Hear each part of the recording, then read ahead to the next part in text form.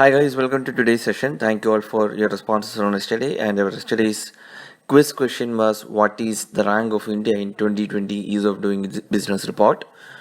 And the answer is it is 63. India stands at 63rd position around the ranking of total 190 countries, I guess. And India is improving its position yearly, comparing to the previous year. So that is it. Let's now start today's session. First question for the day: which among the following statements are true with regard to the Istanbul Convention? First statement: it is a convention on preventing and combating violence in Syria. Statement 2: the treaty is the world's first binding instrument to prevent and tackle violence against women. Statement 3: member countries are legally bound to follow it. Select the correct answer using the codes given below. Option A 2 and 3 only, option B 1 only, option C 1 and 3 only, option D 1, 2 and 3. Guys, the correct answer here is it is option A 2 and 3 only. First statement is wrong. This convention is also called as Council of Europe Convention, which is on preventing and combating violence against women and domestic violence. And it is a human rights treaty of the Council of Europe against the violence against women and domestic violence. The convention aims at prevention of violence, victim protection, and to end with the impunity of perpetrators.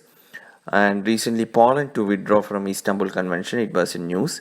It is alleged that convention was harmful because it required schools to teach children about gender, and the ruling Law and Justice Party in the Poland and its coalition partners are closely aligned to the Catholic Church, and the government has promised to promote traditional family values.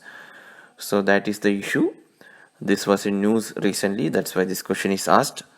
We will now move to second question for the day. Second question is with reference to special window for affordable and mid-income housing. Swamik, consider the following statement. Statement 1: it is formed to complete construction of stalled projects. Statement 2: the investment manager of the fund is ICICI Bank. Statement 3: the fund was set up as a category 2 alternate investment fund, debt fund registered with SEBI. Which of the above statements are correct? Option A 1 and 2 only, option B 2 and 3 only, option C 1 and 3 only, and option D 1, 2 and 3. Guys, the correct answer here is it is option C 1 and 3 only. The second statement is wrong. So Amik Investment Fund is an alternative investment fund which aims to provide last mile funding to the stressed, affordable and middle income housing projects in the country.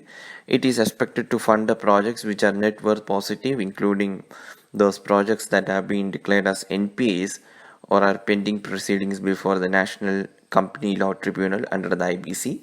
And this Swamik Investment Fund has been formed to complete construction of stalled, RERA registered, affordable and middle income category housing projects which are stuck due to paucity of funds. And the fund has a target corpus of 12,500 crore. And the investment manager of the fund is SBI Cap Ventures, not the ICICI Bank.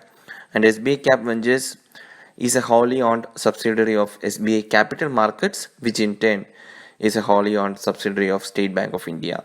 And the sponsor of the fund is Secretary, Department of Economic Affairs, and on the behalf of Government of India. So that is about the Samik Investment Fund. We'll now move to last question for the day. Last question is Global Forest Resource Assessment Report. Recently seen in the news is released by option A UNEP, option B IUCN, option C FAO, and option D UNICEF. Guys, the correct answer here is it is released by FAO, Food and Agriculture Organization, option C. Recently, the Food and Agriculture Organization of United Nations released Global Forest Resources Assessment Report of year 2020, and FAO has bought this comprehensive assessment every 5 years since 1990, and the report assesses the state of a forest, their conditions and management for all member countries. And if you see India's performance, India among the top 10 countries gaining forest area in the world as of now. India accounts for 2% of total global forest area.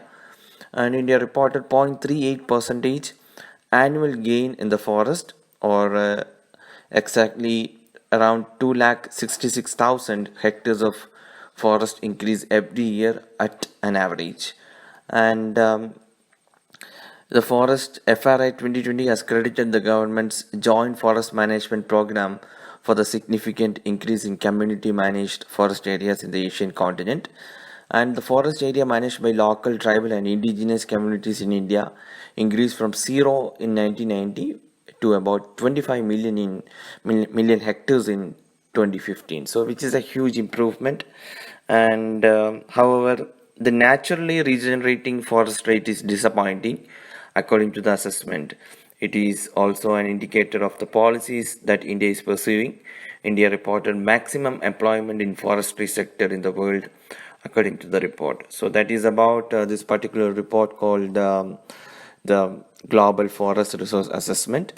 And guys, it's time for quiz question, and today's quiz question is, which state of India has highest forest cover in terms of percentage?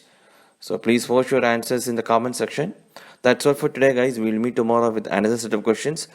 Please post your scores also in the comment section. Thank you for watching.